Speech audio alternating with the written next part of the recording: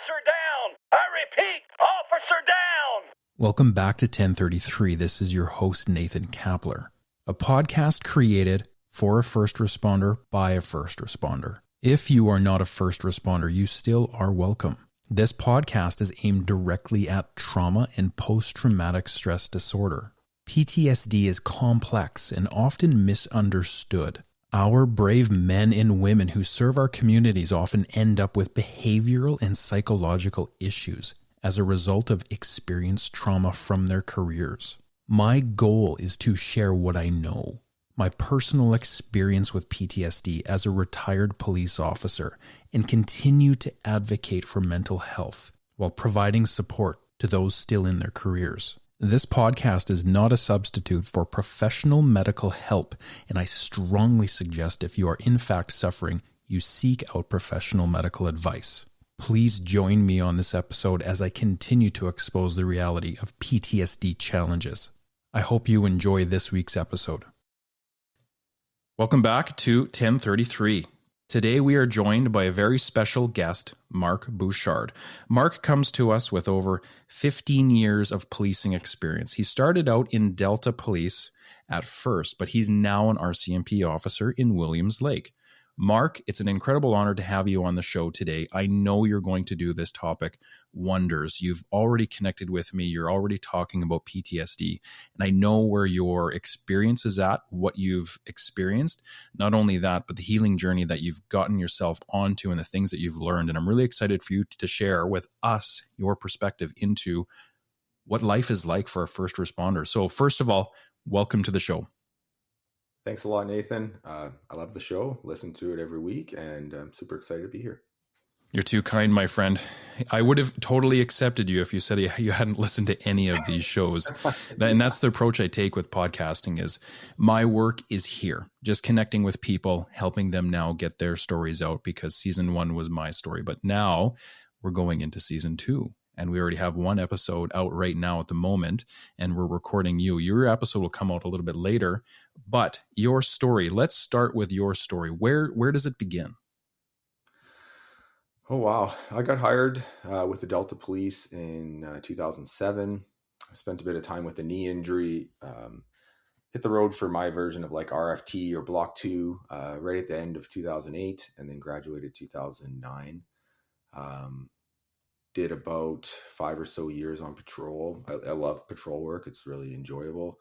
I love getting to interact with people, help people. And in the start of 2014, I applied for I started on the emergency response team in January and did almost 6 years on the ERT team, which has been awesome. Like anyone, I talked to a lot of people who are interested in ERT work, and I tell everybody it's one of the best things I've ever done.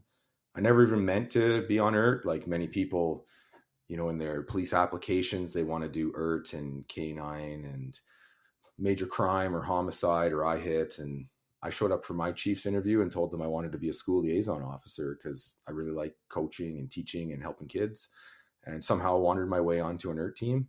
But one of the best things about policing is that the intensity of the experience and the bond that you make with people. You certainly get a lot of it on patrol or on general duty, and with ERT you go to some really intense stuff, and you make some best friends for life. And that's been one of my favorite parts. I had to leave the emergency response team in 2019 in September. I timed out, so I went back to patrol in Delta. And when you leave something like that, you really miss what you had. And ultimately I applied to the RCMP. That was my way to get back into the ERT program, back into being a medic. And my wife's with the RCMP and works in Williams Lake, so it meant I could be home every day with my family, whereas I'd been commuting for a few years, and it's just a lot of time away, and now that we have a young family, you need to be home every day and have that be your priority. Absolutely. And you yourself have much going on right now as well. I believe your wife is very pregnant, at the final stages of pregnancy, and you're about to welcome your second child into the world. Yeah, thanks. I know we're in a similar position. You said your wife is also about to give birth. It's really exciting. Having a son is one of the best things I've ever done. It's amazing. It can be super challenging, but it's also so rewarding. And I feel very fortunate to do it again. One of the interesting things too, I know I make this comment all the time. I always say policing is so easy compared to parenting. The challenges that exist in parenting run deep. But again, this isn't a podcast about parenting struggles. We're here to talk about some of the things that are happening in policing. So as you were kind of talking there, it did break up just slightly, Mark. So I just want to go over kind of your story and how it begins. You joined in Delta, and then I think where it broke up was we lost part of the interaction here, or the connection, where you later end up in the RCMP or in ERT. Now, I caught a tail end of you might have been in Delta ERT as well. Is that true? Can you fill in the gap there again? How you go from basically being hired to then getting to Delta ERT and then RCMP? Yeah, so did 5 years on patrol in Delta and then applied to the emergency response team, which is an integrated team. So Delta had 2 spots at the time on a regional team in the Lower Mainland. My term was only 3 years. I eventually stayed well in excess of 5, getting close to 6 years. And then you time out, someone else's chance, someone else graduated. And, in the municipal world, you often cycle back to patrol. That's pretty normal for most positions. And they want you back. They want you to bring that experience to either field train or act, or, to help share that knowledge. I felt very fortunate that I got to do that. I actually was able to field train another recruit when I went back to general duty, and I loved it. Like with some of the recruits, you become lifelong friends, because same thing, you go through a lot of stuff together. And again, that's the best part of the job. So after going to the RCMP, then I got back onto the emergency response team, this time in the North District.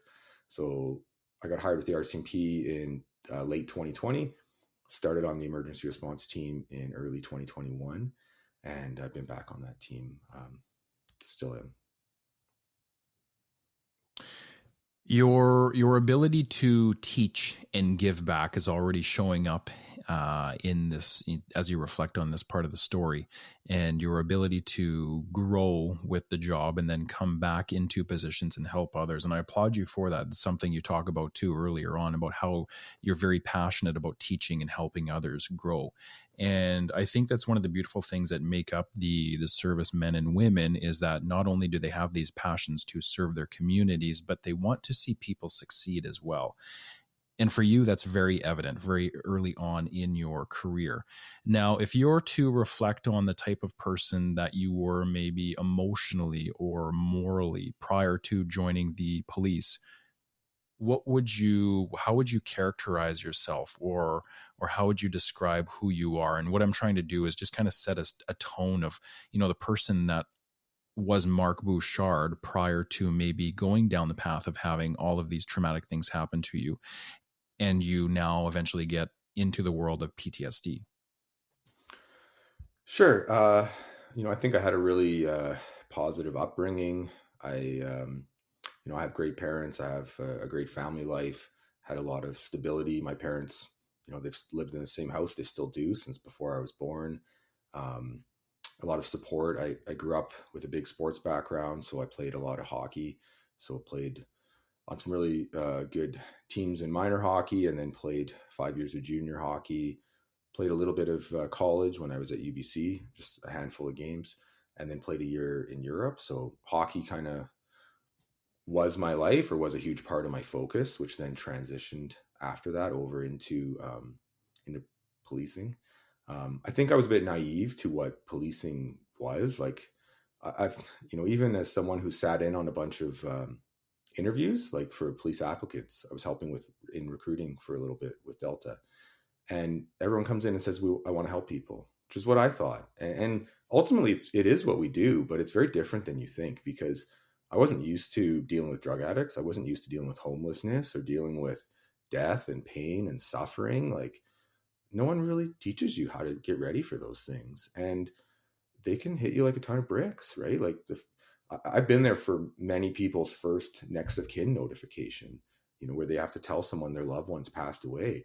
And the kind of stress that you see, like you see the physical manifestations of stress when someone's kind of like scratching their wrist and playing with their watch, and like the stress is coursing through their body and they don't know what to do with it. And it's really hard. And then you get this wide variety of reactions from the person you're telling. I've seen anything from stoic to just falling down on the ground to screaming to wanting to fight you, like, and you have no idea what that reaction is going to be. And it's really hard, you know, to even do the NOKs that aren't the hardest ones. Whereas when you start adding in the level of challenge of it's a child, or the child's now an orphan, or like some of the ones I have seen, oh man, like you see some extreme of the human experience. And I think because of that empathy and connection that we have, we carry a piece of that often, and we can learn how to deal with it. Like, I didn't know, and I carried a lot of that pain for a lot of years, and I've since learned how to handle some of those things differently. You mentioned even about kind of like the field training aspect. Well, we had one. I had a recruit when I went back to general duty in 2019, and we had to do an NOK where, you know, these kids were orphans now. Like, they had recently lost their mom, and now their dad had just died, and we had to go tell them, and hearing some of the things that they say, some of the questions they ask, it's really hard. And after we were done, you know, my friend and I just told my boss, like, we're not available for calls right now. And we went and sat down, we grabbed a pizza, and we just talked about, you know, emotional pain, and about how to process it and how to understand it and what it is.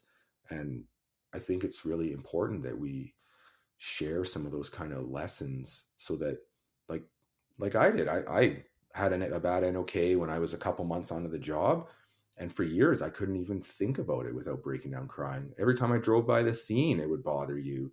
I certainly couldn't talk about it for years, and eventually I learned how to let go of some of it. You know, for me, it was things like journaling, where you take that negative emotion and you give it a voice, but you also, it lets you let go of some of it. So there's still sad experiences, like they're not things I think fondly of, but I don't carry the emotional load on them that I did, and I did for many years. And I think we often expect that we're supposed to just bury it down. No, I have to be tough. I'm a cop. I can't have feelings, or I'm a man. You know, I can't cry. Like, it's all bullshit. Really, you're a person. So yes, in the moment, you're going to have to overcome some feelings. And if there's a shooter, or there's some dangerous thing, you got to deal with it. And you're not going to have a moment to sit down and journal, or to sit down and tell someone how you feel. But after you're done is the time to find a way to process that in a healthy way, so it doesn't continue to negatively impact you for the rest of your life. And that's what was happening to me for many years. And I honestly, they don't hit me the same way that they used to. And I hope that we can share more of that message. I think it's part of the message that you share here, which is so valuable. And I would love to see it be something that's brought into basic police training. Like, bring in more of psychology, so that we can teach people how to handle these things in a healthier way and have better long-term outcomes. One of the things that you nailed on the head was this approach to policing is we're taking very compassionate and empathetic civilians, and we're getting them ready for policing. And a large portion of the people that I'm talking to through this project, a lot of them look back on their journey and say, yes, I was very naive. I didn't realize how deep policing was going to go. Could that be said for other areas of the first responder world? Fire, nurses, paramedics, corrections, all of that. I'm sure, absolutely. We all do, and we sign up for this big moment, this call to serve our community. And I think a large portion of us are never really ready for what we experience on the job. We think it's going to be one thing, and what we end up experiencing is totally different. Like you said, I wasn't ready to go out and deal with the homeless population, or drug addiction, or seeing the full spectrum of human responses when police officers come to the door and they have certain interactions with them, because we interact with people in so many different ways. So for you, noticing that you are this person in that moment prior to becoming a police officer, and now you're starting to go through some of the trauma, how were those experiences landing on you then? Because now you talk about it, you're very open about the processing and the talking, and you've learned how to go through the emotional feelings that happened from those harder calls. But back then, I'm assuming you didn't have that knowledge then. were you more geared towards suppression or numbing out? How were you dealing with some of those difficult calls in the beginning? Well, I think for context, there's a lack of understanding what's happening. So like that first NOK, I remember, we stayed late. So I went home. I was living with my parents at the time, and so was my girlfriend. And they all got up and had breakfast. And I didn't say a word. Like I couldn't talk. If I said anything, I would have broke down crying. And they all just had this conversation around me without realizing that like I'm all messed up and no one knows, right? And you're feeling this really intense emotional pain that was someone else's pain, and you've carried some of it. But I didn't understand it. I thought ahead of that call that I would just take off my police hat and go home and put on my regular hat and pretend nothing happened. I would have had no idea that I was carrying that pain with me, let alone that I would carry it for years, not just for the day. I remember I had another night shift the following night. I went back to work. I ran into one of my friends who was also on his block too. So for Mounties, that'd be like your RFT. And we started talking about that call.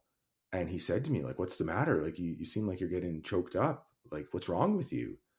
And like, there was such a lack of understanding, both on his part and on mine. Like, nothing against him. We're still friends. Like, it's just, we don't know what's happening. And it's partially through living that experience that you learn. There's obviously a ton of great research that you can also learn, like following different psychologists, reading their books, listening to them speak has really helped me to learn it. But I guess the context for me of experiencing these things in the moment was I did not understand what was happening. And yeah, my answer was to just try and suppress things, pretend it's not there, and hope that it just goes away. I think the best analogy is like you have an overflowing garbage can and I'm going to push this garbage down deeper. I'm going to make room for some more. And eventually you run out of an ability to push it down any further. There's too much in there, and it starts to, there's consequences in your life, right? It impacts your mood. It impacts how you interact with your loved ones, with your family. And we need to learn how to deal with it in a healthy way. So I don't think I had a healthy way of coping. I think my answer was just to basically like judge myself. What's wrong with you? You're being weak. Stop being weak. And you're a human first and a cop second. So that's not a reality. And yes, you'll suppress emotions in the moment. 100%, like we all have to. That's a part of the job. Any of these high stress positions, but then find a way after to let go of them. Or process them. And I love too how you can reflect on the realistic part of your journey, where you can totally recognize that in the beginning it wasn't always, this way for Mark Bouchard, and that's part of the journey. And there's no shame in that whatsoever. This is how we learn how to deal with the complex components of first responder work. Some of those very difficult calls can totally rock you. And that was my experience too. In the beginning, the very first call I went to, and I talk about this on season 1, so I won't bore you with the details, but going to a very difficult call, I was like, whoa, that feeling was too big. So I just shoved that stuff down and was like, go away, not right now. Now, mind you, the other hard, complex part to this is a lot of times in an organization, a policing organization, we're going through this phase, and I think we have been for quite some time now, of manpower issues. So you take your police officer who's going to a call that might be quite heavy.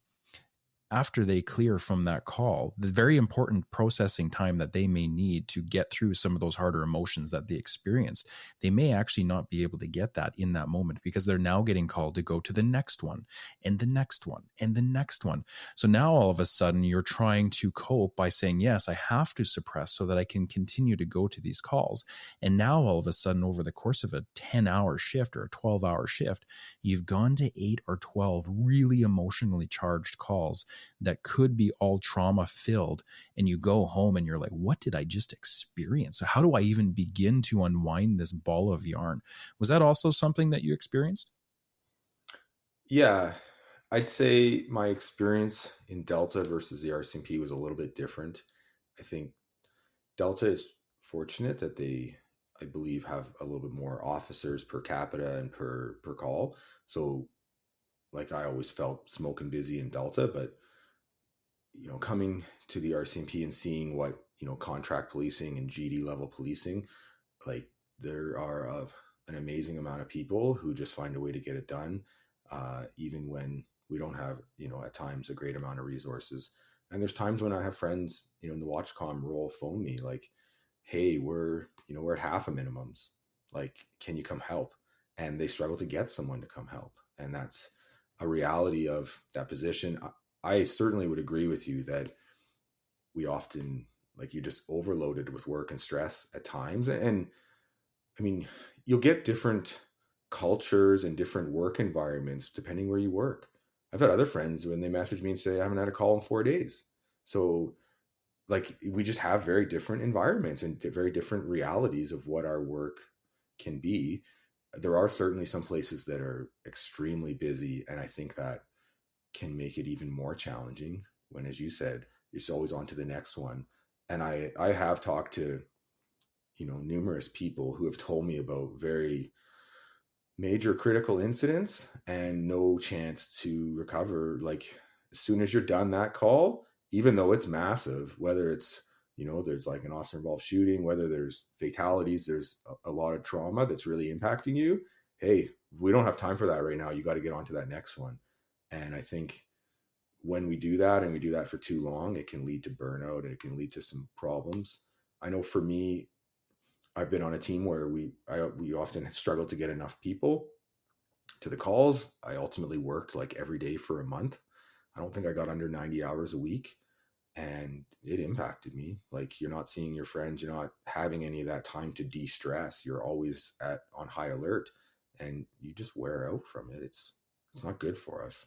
And I've had to learn to say no sometimes, even though it's hard, even though everything's important.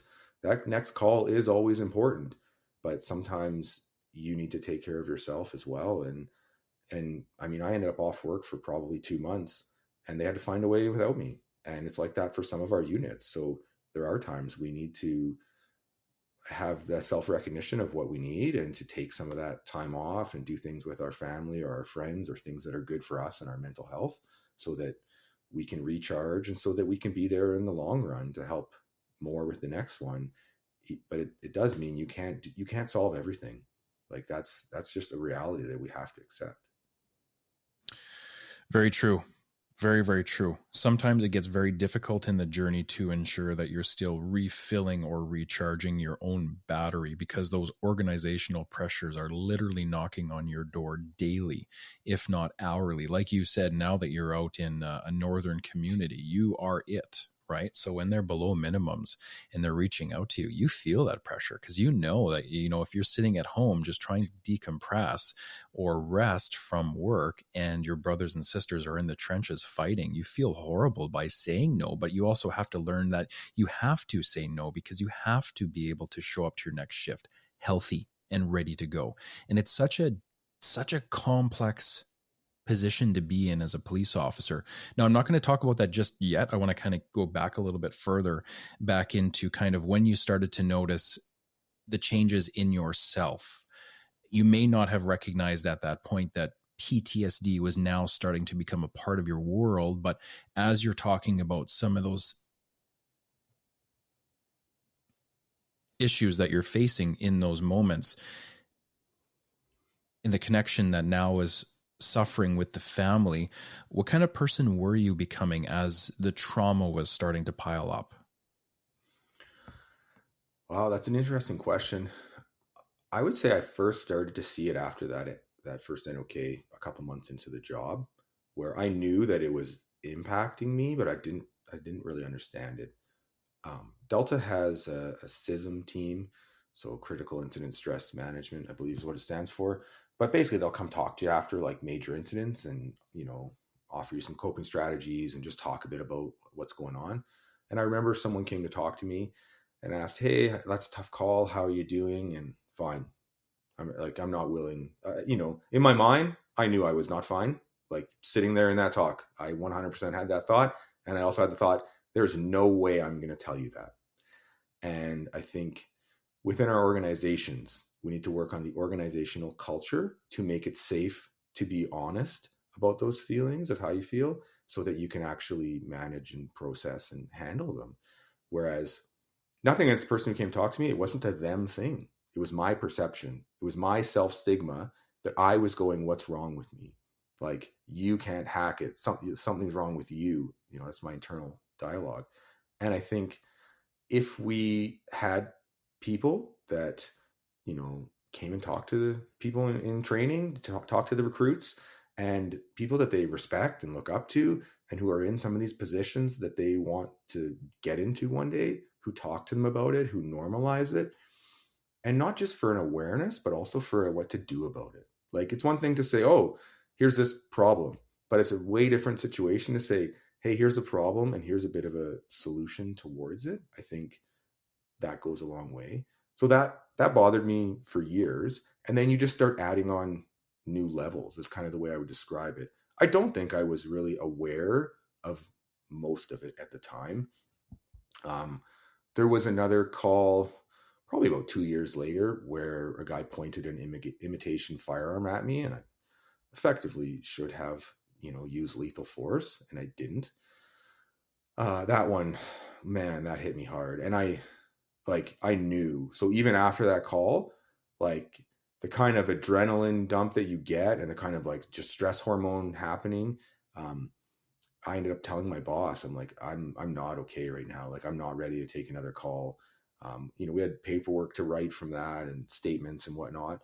And effectively, I just told him, like, I need to go burn some of this off. So I ended up going into the gym late night, you know, middle of the night, and burn some of the stress off, or tried to.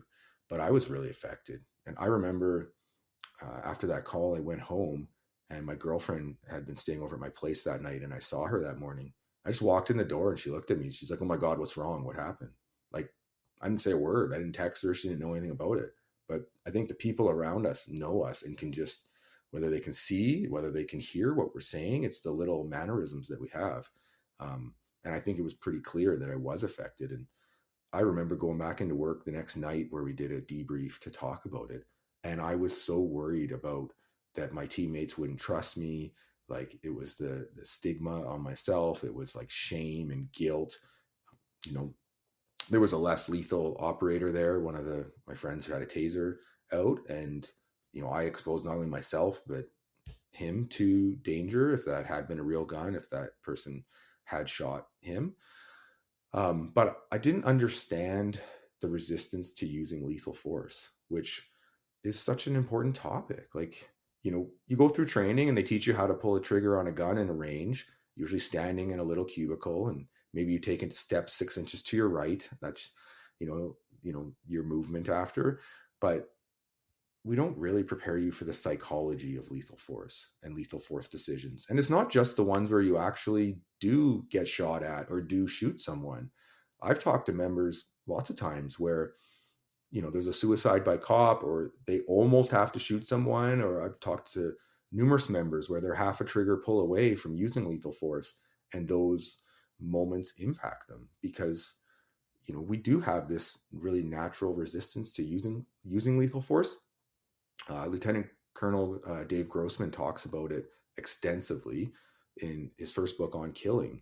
That's the primary takeaway for me, is how powerful our resistance is. And throughout history, most people, you know, documented throughout a bunch of different examples he gives in wars, are not willing or able to use lethal force. Even when your life's on the line, that resistance is still so powerful that we won't overcome it.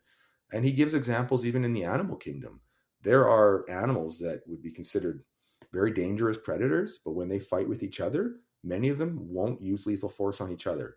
So the examples he gives are like piranhas, who fight with their tails instead of using their teeth when they fight each other.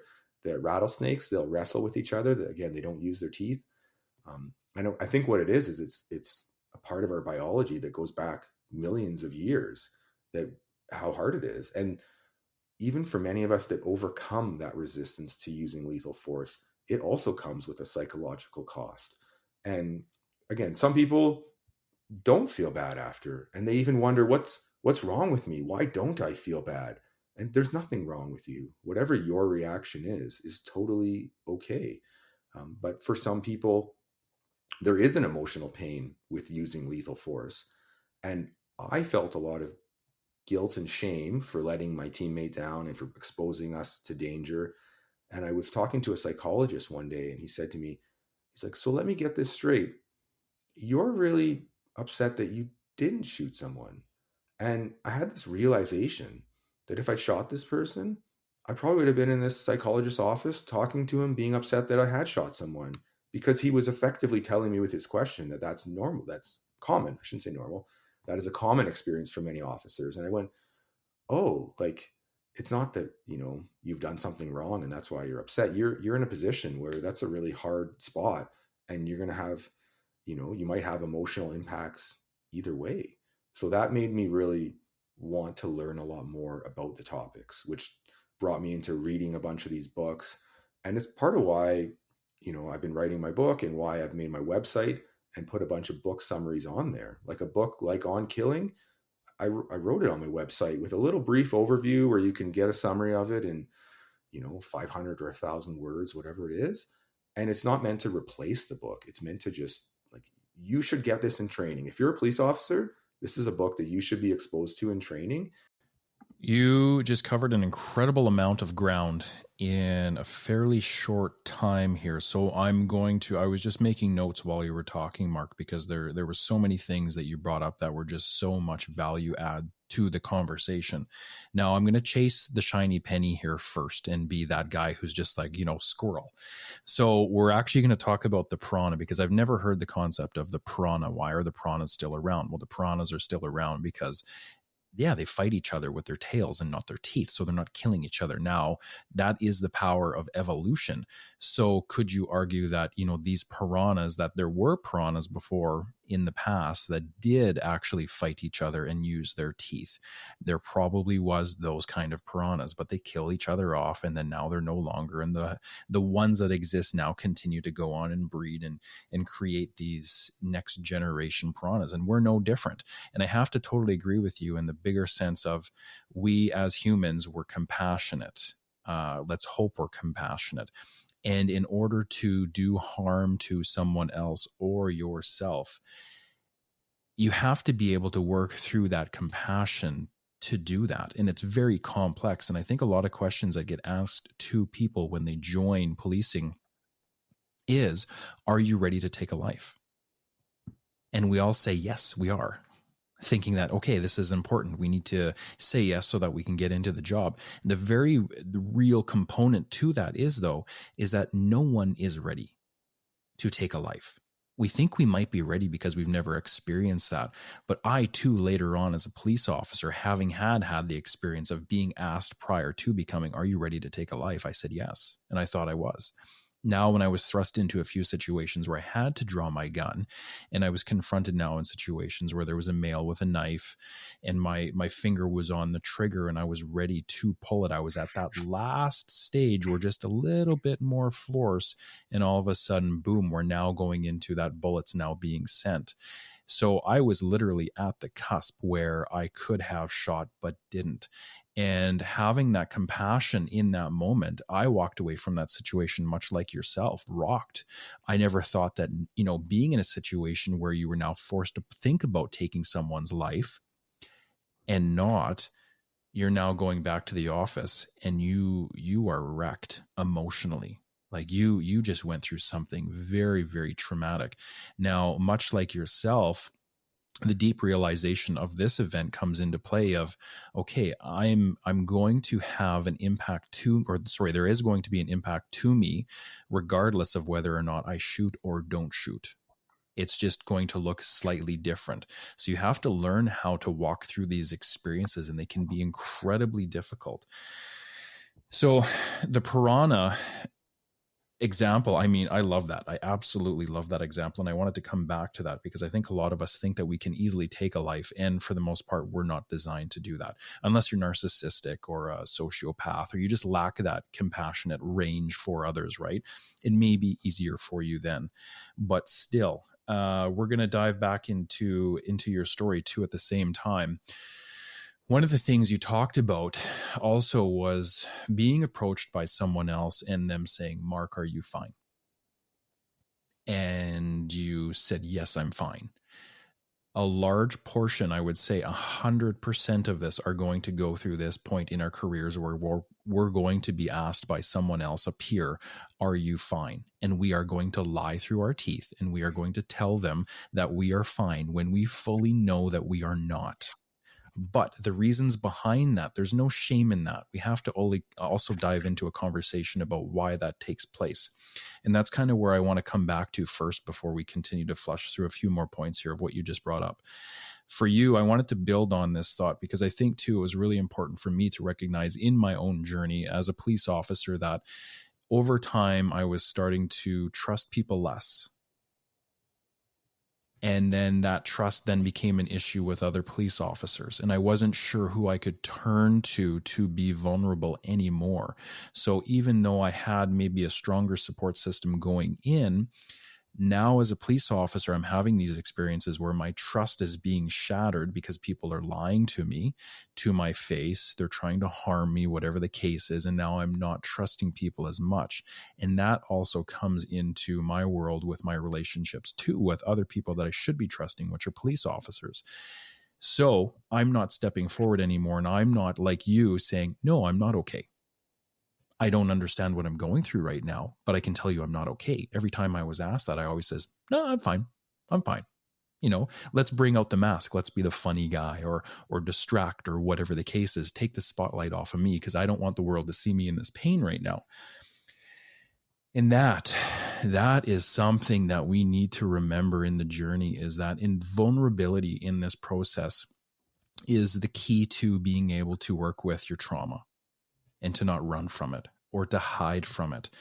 And before we go even further, I'm just going to bring up this last point here too. You talked a lot about the shame and the guilt and almost this concept of, you know, not wanting to talk about your emotions too, because maybe this perception of being perceived as being weak or not the guy that everyone expects you to be. And it's almost like a fear too at the same time, where it holds us back from wanting to step forward and talk about what we're experiencing in that moment, the pain. Maybe there's a layer of being accepted. Are you going to be accepted if you step forward and say, hey, this is what I'm going through right now? So complex, right? And then what do we do as people? You talked about it. One of the harder things you went through, you now all of a sudden go, this is too much for me. I can't talk about it right now. I'm going to go to the gym and burn this off. So the gym is a prime example too. And I've learned this over time that the gym can help to a degree to kind of lessen some of those emotions and some of that burnout and kind of shift the dopamine that's happening in the body and just the challenges overall, right, in that moment. But overall, it's not a good coping style or choice in that moment, because all you're doing really is suppressing. You're saying, I have this big chest that's full of all of this junk. And what am I going to do? I'm not going to talk about it. I'm going to go work out and try to tire myself out and work through the anger or the fear or whatever the case is. And then you go home and then you see your wife and now you're just spent. You're tired. You've worked out. You went through all of this emotional challenging event. And now she's like, who are you? Do you agree with that? Are we on the same page? Yeah, you said a bunch of things in there I'd really agree with. I mean, the first thing you were touching on there was about trusting people less. So you start looking at policing. I mean, Dr. Gil Martin talks about that in emotional survival. It's essentially, it's your increase in cynicism. You go to work and people lie to you all day. And it pisses you off. I hate being lied to. If you're lying to me when I pull you over, you are more likely to get a ticket. Why? Because I hate being lied to. And I'd way rather you just say, sorry, I was probably going too fast. I shouldn't have done that. Like, you're more likely to get a break because that's reasonable. Everyone hates being lied to. There's been some studies. There was one study I wrote about when I was doing some research for school, and they could predict with a 90% accuracy what portion of your essentially like RFT or of your training you were in as a new police officer. So within those first few years. And the way they could predict it was your level of cynicism. It was like your views that everything's bullshit, everyone's an asshole. Like, it's how much that changed. Because we show up often, a lot of cops get hired because they want to help people. Because they come from, a positive background and it's, I can't wait to go help people. And then you show up into this world where everyone's lying to you and there's just a lot of hardship. And then I think you also hit the nail on the head of what happens when you bring that home. What happens when everyone lies to you all day and then you come home and your spouse isn't lying to you, but you treat them like they are? That's really hard. And that's something we need to be aware of. And I've heard guys talk about different variations of how they have a ritual. Like one guy told me about, like, he takes off his watch and puts on a different watch. Whatever it is, it's some version of reminding yourself, like, I've left, no offense, but I've left the bad world, or the world where the bad things happen, and I'm going home to the safe world. And if you're going to interrogate your wife or your spouse or your kids the way you do with someone at work who's, committing crime, like, that's not going to be a very happy, healthy home for your family. So we need to find a way to manage that part of the job. And it ultimately comes from understanding. Dr. Gilmartin has a great way that he explains it in his book. He uses a word association where he asks, what do you think of the term scout leader? For normal people, you know what they think? Outdoorsy, loves children, helpful, volunteer. You know what cops all say? Pedophile. Because everyone that they've dealt with has been a pedophile. But guess what? Most of them aren't. And it's the same thing for almost anything. Like, that's what we do. We deal with the bad in society. And it starts to change how you see it. You think that everyone has an angle and they're out to get you. And essentially it can make us jaded. It doesn't need to. You can choose to find that self-awareness and to understand these topics and to still not let that impact your home life as much. But it is likely going to change us. You also touched on, like, when people ask us, are you okay? And we often just lie and say we aren't. I had one day, I remember being asked that, like, hey, are you okay? And it was when I was off, or no, just before I went off on stress leave. And I remember saying, like, no, I'm not doing well right now. And I think what I was perceiving was my anger and my rage, because I would yell over nothing. And I remember someone didn't put on a turn signal in front of me, and I screamed at them for probably a minute, to the point that my throat really hurt. Like, that's not normal. And that wasn't because of the turn signal. People don't put their turn signal on all day, and I don't yell like that anymore. But I just had an overwhelming amount of, like, negative emotion and just rage. And you're just taking it out on those who are around. And I think at times we do that to our loved ones. We don't really realize it, but our kid does something and we scream at them. And it's not really because they threw them their water or whatever the thing was. It's that we're still processing our own feelings and we're essentially just taking it out on those around us. But in the example I'm listing, like, the next day I had my first, what I call, a panic attack, where, like, the stress within me was overwhelming. And I was in a public restaurant and I ultimately just, like, I broke down in tears and I couldn't stop crying. I couldn't even talk. Like, it was just overwhelming. And really, I think what that is your system is just overloaded with stress, or at least one part of it. You're overloaded with stress and your body's trying to offload some of that stress, and crying is a way to do that. So your body's just trying to get some of this out. And it was overwhelming. I eventually had to run out of the restaurant, like some crowded Denny's in downtown Vancouver at noon on a Saturday.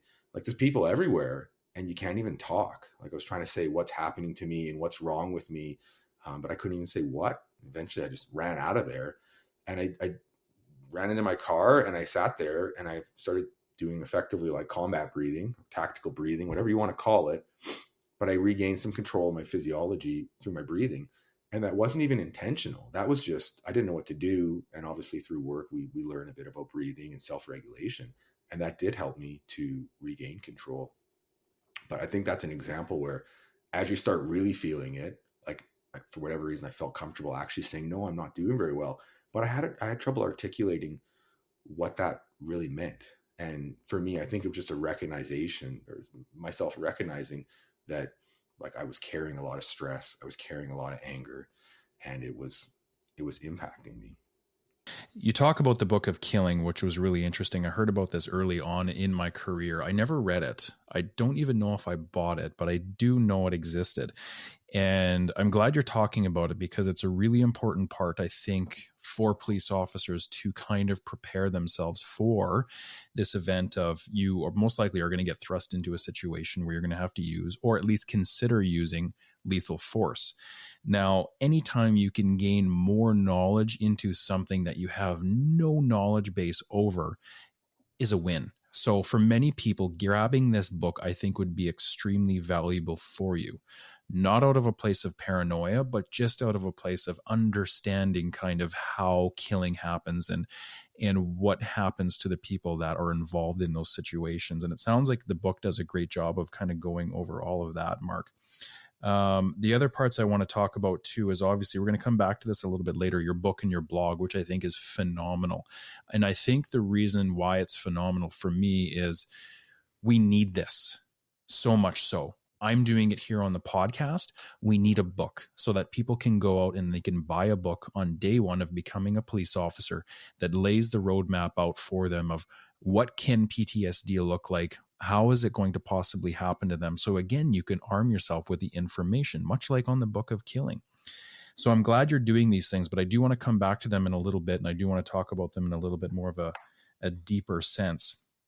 One of the aspects too, obviously with policing, something that you touched on earlier was there's a cost to service. There is a cost to service life. Wherever you go in this journey, whatever your decisions are, whether it be good, bad, or indifferent, you becoming a first responder, there is going to be a cost of you just putting on the uniform and heading out and doing your first shift.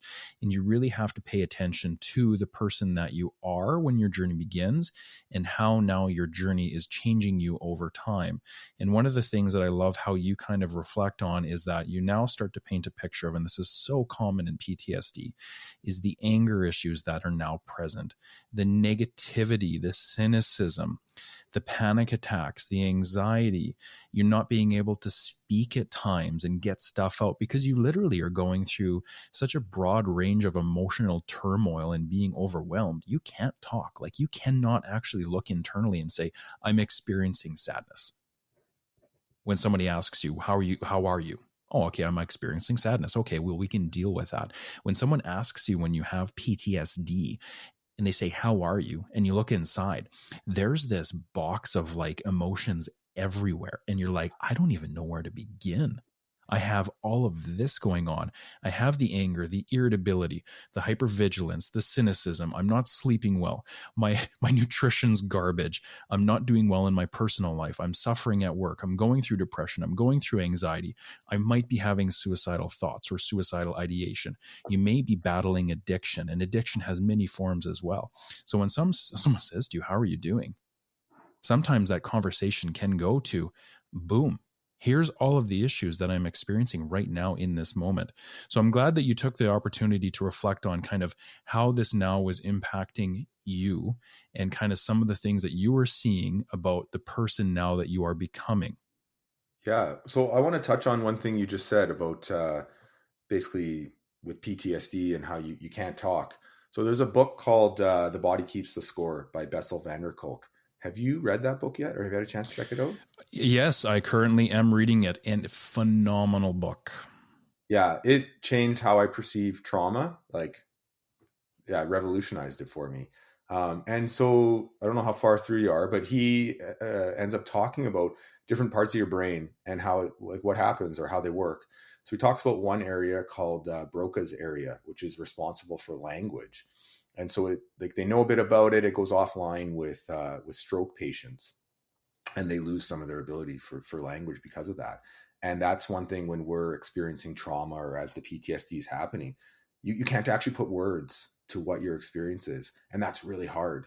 So that's, I think, my own guess. So I don't have science to back this up, but I think that's actually why journaling is so effective, is you're re-engaging the part that can give words to something that you feel like you can't.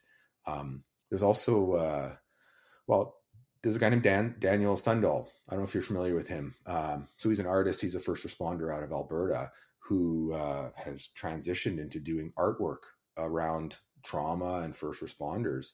And what he can do is he can actually capture the kind of experiences that we have, the kind of things with trauma and emotional pain in his artwork.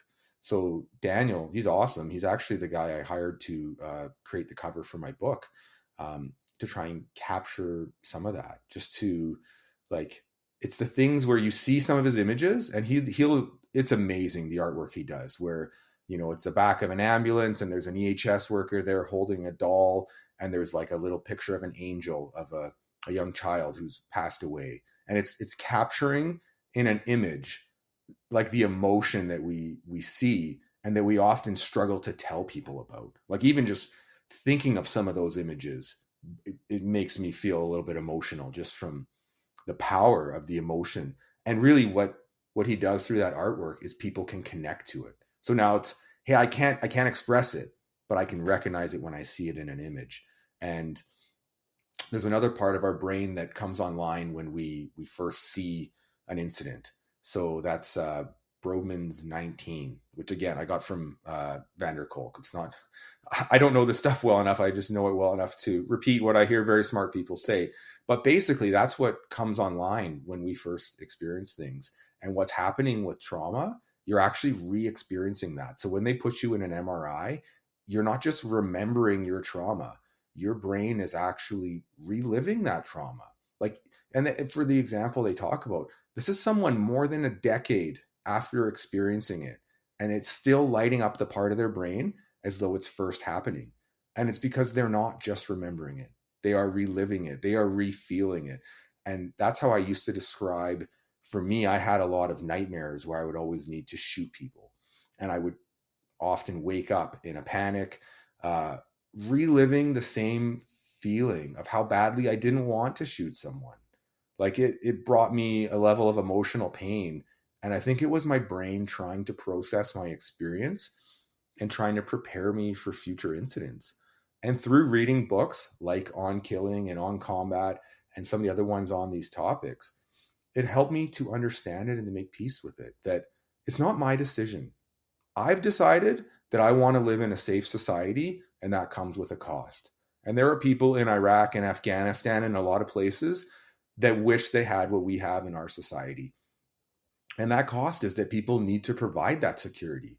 And 99.9 whatever percent of the time, policing is nonviolent. We show up and we de-escalate all kinds of things. I've been to hundreds of high risk, gun calls, shooting calls with the emergency response team.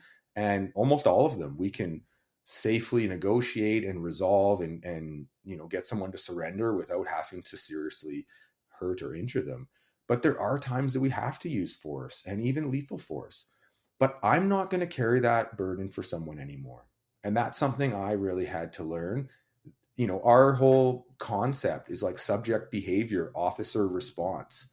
They make the determination of the outcome based on whatever factors. And, there are, like psychopaths, there are people who do murder, like there are gangsters, there are hitmen.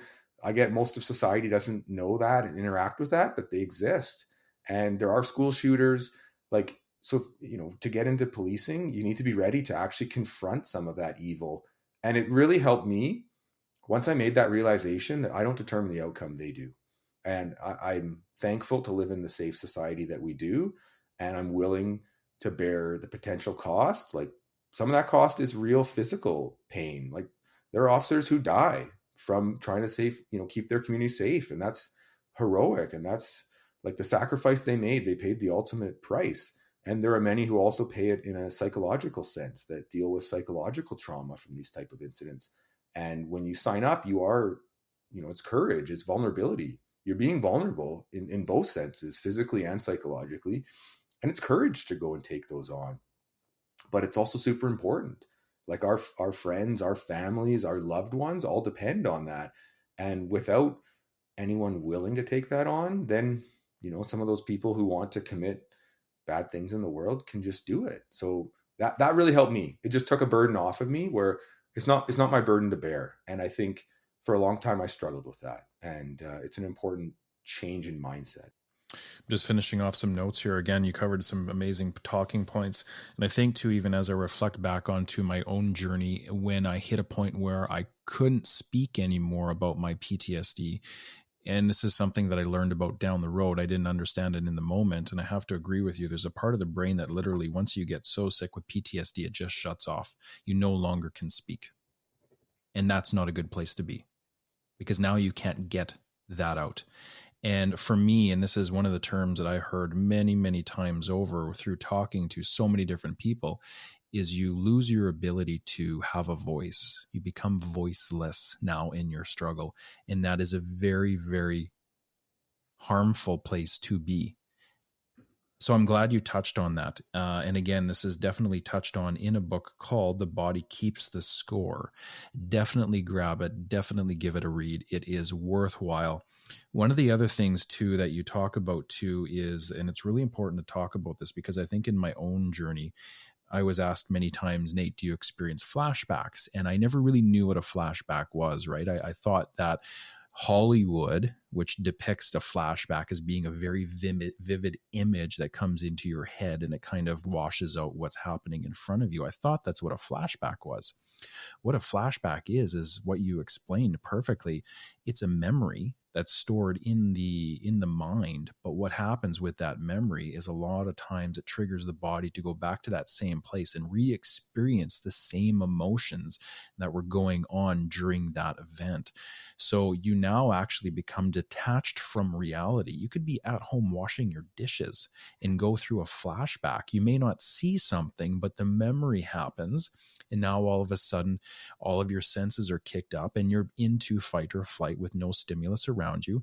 And the body's re-experiencing all of these harmful emotions. And it's really disturbing, especially when you start to recover from PTSD, because you get rocked with flashbacks all the time. They happen daily. And it's not until you can get to a place where your healing journey is maybe a little bit further down the road, where you actually start to become free of the constant flashbacks. Now, I too, much like you, probably still get them not often, but they do happen. They probably happen more now, not when I'm awake, but when I'm asleep. I'll have a dream and then the body will go back to that place, right? So I'll wake up sometimes being very rigid and very tired when I wake up because the muscles have been locked all night long, right? And that's also a very common symptom too. And there's ways to work around that: meditation, making sure that you're, having the proper sleep hygiene routine so that you're letting the body know that it's going into rest and it's safe and it doesn't have to have a nightmare. So it's very tricky, but you can get around that stuff. But really good that you brought that stuff up as well. And some of the stuff I wanted to talk about too is the flashbacks.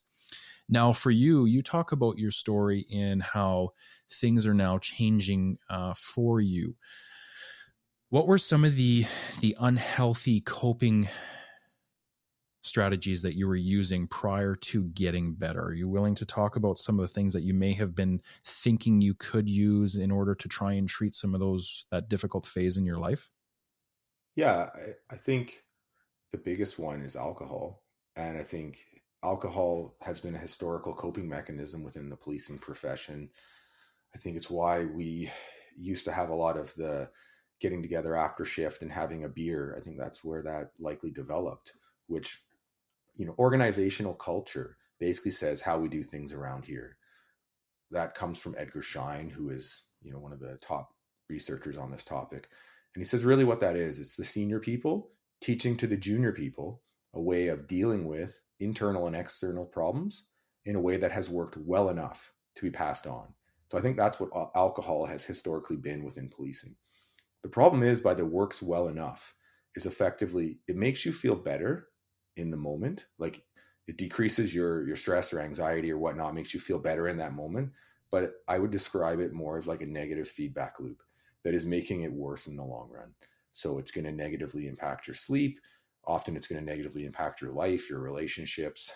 Certainly as it progresses, like there's a big difference between I had a beer with my squad after work today versus I got real drunk by myself at home at 9 a.m. That's not at all the same thing. And I think sometimes we try and paint that second one as though it's the same as having a beer with the guys after work. Having a beer with the guys after work, like that's team bonding. That's really what that is. And if alcohol is a part of that, great. That's a positive thing for us. But for me, what it progressed to was getting drunk every night because I'm afraid to go to sleep. And I didn't recognize what it was but I felt an anxiety around what I knew was going to come. And I didn't understand that alcohol was actually going to make my sleep worse. And I remember when I learned that, I actually yelled alone by myself in my kitchen, why the fuck don't they teach us this? Why did I have to learn this the hard way? Why did I spend years suffering? And then all of a sudden you start reading books and academic journals and talking to your psychologist about it. And then you find out, oh, that's been making it worse. Like my method of coping is actually hurting me in the long run, but it feels better in the moment. And I had to quit drinking. So this was late April, probably 2015, maybe 2016 was when I was off. And I remember one week I drank basically 2 26ers of rum. Rum and Coke was my favorite drink. So like 50 ounces of rum in a week for someone who's effectively like a non-drinker. Like I haven't had a drink in, I don't know, a week, couple weeks easily. Like I couldn't tell you the last time I had a drink. So to have 50 drinks in a week is not normal for me. And it was really negatively impacting me. And I was doing a lot of journaling, sort of. Basically, one of my good friends had said, send me an email, like write out your thoughts and feelings and tell me about them in an email. He's like, I don't even care if you send the email. You could delete it, you could burn it, doesn't matter. So I started journaling and sending these emails back and forth with him, describing my experience. And this was around when that was happening. So still to this day, I have about 40 pages worth of this journaling of me describing what it's like to have the nightmares, to have panic attacks, and all the stuff that was going on in my world, all the stuff that I never wanted anyone to know. I didn't write it down because I thought I'd ever share it. But then here I am years later with this great information of what it's like to actually go through these things. And I don't actually feel stigma about it anymore. So my plan is to share it. And in many of my chapters of the book, I actually share portions of what I was writing to show what it's like in that moment. But anyways, I in rereading them, I have portions where I describe needing to quit drinking, how hard it was. Like for me, I remember waking up one morning and thinking like, oh, I need to quit drinking. And I literally just went like, I can't. And then I had to just change my time horizon. Instead of I'm not drinking forever, I went, can you not drink today? And I actually said like, I don't think I can. And that sucks to say, like, especially here now, that's really should not be a very big thing, but it certainly was for me then. And then I reduced my time frame to, can I go an hour without drinking? And it was 9 a.m. on like a Tuesday. And I'm like, yeah, I can go an hour. Because I knew that my drinking got worse at night with my issues around sleep. And then it's like, well, go 1 hour and then reevaluate. And eventually that took me the whole day.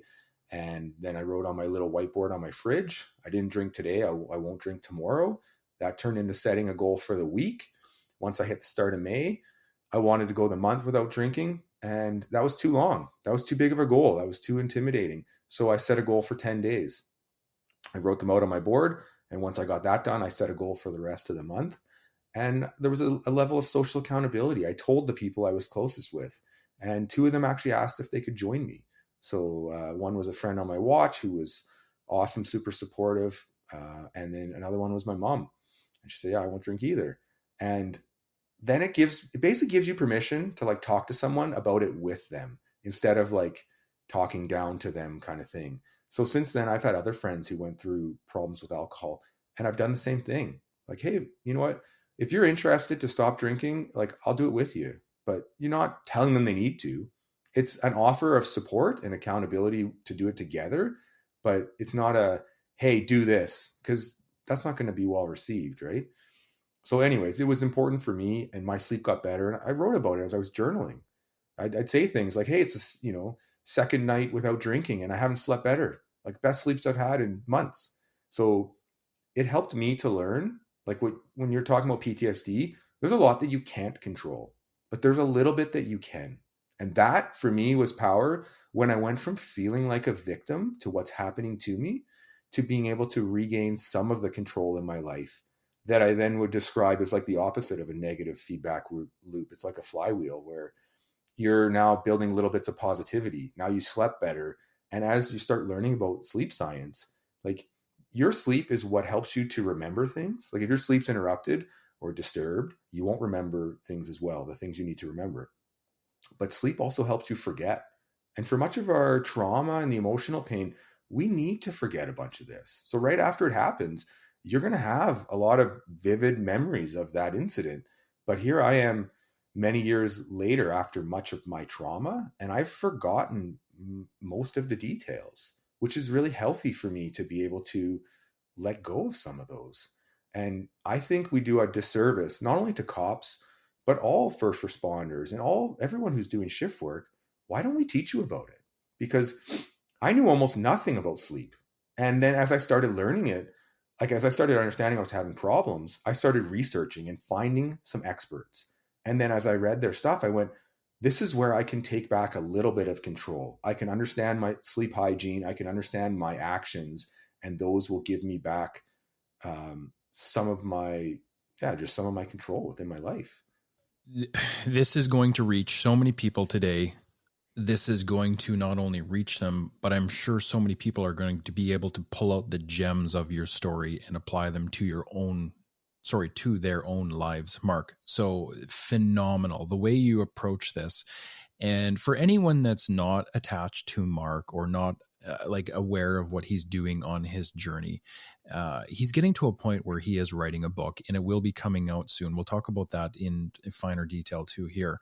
But having this conversation with Mark paints a picture as to where Mark's level of experience is with PTSD and his understanding. And it's very deep. I don't come across a lot of people, Mark, that really truly get PTSD to the depth that you get it. And I mean, even as you talk, like I'm kind of an old dog on this topic now, kind of learning a few things from you. So I actually really appreciate you being here for one today. And I just have to echo that, like, this is going to be a phenomenal podcast, and there are going to be people that listen to this and they are going to be stepping away from it going, okay, I need to do a little bit of work on myself. Unfortunately, right? But that's okay. That's how the journey starts. Now, the important thing I think I want to dive back to first is you had this moment in your kitchen where you literally scream out, why the fuck don't they teach us this stuff? So anytime I've had any conversation now with a police officer that has any amount of service, when I talk to them about post-traumatic stress, they just go, yeah, no, I understand it. Well, why are we not teaching our young ones, the ones that are coming into the service? This is what you have to look out for. It's such a shame. And again, I had to learn the hard way. You did too. I'm glad we were able to come out of it, because some people actually don't come out of PTSD. They stay stuck in the addiction, or they stay stuck in the PTSD itself. So for you and I to come out of it the other end, stronger, healthier, happier, it shows kind of who we really are, right? When you boil it down. And it's not to say that the people that get stuck in it are lesser human beings. They're still just stuck in the processing the trauma. For whatever reason, they're not getting the supports they need in order to get through that. And that was one of the very fundamental things for me that helped me, was the support system. Because when you fall apart, you can't get put back together on your own. You need the support of people around you. So to hear the story of how you're doing it is phenomenal. Now, hey Nathan, sorry to interrupt you, but can I ask you a question? Have you read Romeo Dallaire's book, Waiting for First Light? No. No. So basically, Romeo Dallaire, he was a Canadian general for Rwanda, wrote a book called To Shake Hands with the Devil, all about the just massive trauma in Rwanda. Comes back and eventually writes a book called Waiting for First Light. And he has severe PTSD, and he describes how he waited like years to get help. And it's basically like you broke your leg, and then you walked around on a broken leg for 5 years, and then you went to the surgeon, and they went like, wow, it's going to be so much harder to fix this now. And you also were basically mentioning, like, why don't we teach this in training? 20 years from now, we're going to teach a ton of this stuff in training. Like, from an organizational perspective, it's in the organization's best interest to prepare you for what you're actually going to face, so that you can have a healthy, long career and contribute, and so that you're ready for it and you show up for work healthy and prepared, and not injured and jaded and one day away from stress leave. So, like, we will eventually teach you about sleep, whether you're a cop, a nurse, a firefighter, or anything else. And it's going to help you to better manage it. Just like we'll teach you about trauma, how to recognize it, how to resolve it. But basically, that's the biggest lesson I took from Romeo Dallaire's book. Don't wait to get help. Don't wait till you've walked around for 5 years on the broken leg and expect they can fix it. because you can break your leg incredibly badly and they can still fix it. Like, that's the key point, is to get help early, get help often. Like, every cop, every first responder should already have a psychologist or some sort of therapist, counselor that they talk to, have built a relationship before they ever come out of training. Like, that should be ingrained into the organizational culture, that you're going to run into a lot of challenging situations and you need to have a really healthy coping mechanism strategy in place before you run into them. We're going to, like, even, you know, to get into something like police suicides, which I'm guessing we'll probably talk about at some point, but it's not waiting until someone's at the extreme end for an intervention. It's prevention. That's the best way of dealing with this. And for me, I started writing my book, not because I wanted to write a book, because I couldn't make these changes within our profession myself. So I went, how do I start sharing this information that I know we need, so that it's not just one-on-one, but you can share it on a larger scale? And it's the kind of stuff, like, my audience, my target audience is me in 2007 that I needed. So Nathan, one thing we just touched on recently was sleep. And I'd actually love to just dive into that a bit further. It's been something that has been really important to me, again, that I didn't know much about. And there is so much great research out there. So I came across, I did a program called Seal Fit Unbeatable Mind. They had a Dr. Kirk Parsley who shared a lot about sleep science. And it really changed how I saw it and how important it is. And from there, I went and found some other great resources. There's another Dr. Matthew Walker writes a book called Why We Sleep, and it revolutionized how I see sleep. So one of the chapters from my book is all about sleep, and it's essentially just a sleep reference or sleep guide explaining a bunch of the concepts. So I'd say pretty much everyone listening to this has heard of circadian rhythm. We're all aware of that. But most of us don't know you actually have a second system that runs. It's just as important. They basically run independently from each other, but they interact with each other to regulate your sleep. So circadian rhythm is obviously that we're meant to run like we're daytime animals. We're not nocturnal, and we're meant to be sleeping at night. But the other one is a buildup of sleep pressure. So it's called adenosine, and they interact together. So it's why if you get off from your night shift at 4 a.m, you can go to sleep no problem. And if you get off from your night shift at 10 a.m., even though you've been up longer, sometimes it's harder to go to sleep because now your circadian rhythm has kicked in. And your body is naturally saying, no, it's wake up time. There's light out, all that kind of stuff's happening. So what it is as you learn a bunch of the science, you can change your environment around it. So things that helped me were things like understanding caffeine. So the half-life of caffeine actually varies from person to person. The average is somewhere around 6 hours. So if you take a cup of coffee at midnight, it's like you just took half a cup of coffee at 6 a.m. when you're trying to go to sleep. And obviously a lot of us use caffeine. It's our primary stimulant and primary way of staying awake through night shifts. And it's just basically learning that, hey, that stuff's going to stay in your system for a long time, and plan to take it a little bit earlier, maybe take a little bit less. So for me, like, I get a lot of my caffeine through things like pre-workouts, and I'll take it earlier in my shift or earlier in my day. So a lot of times in the day, I like to take that in the morning. And then by the time it comes nighttime, it's worn off. Whereas, I have friends where they take their pre-workout after day shift at 6 p.m. and then they go work out, and then they can't sleep for a long time, for most of the night.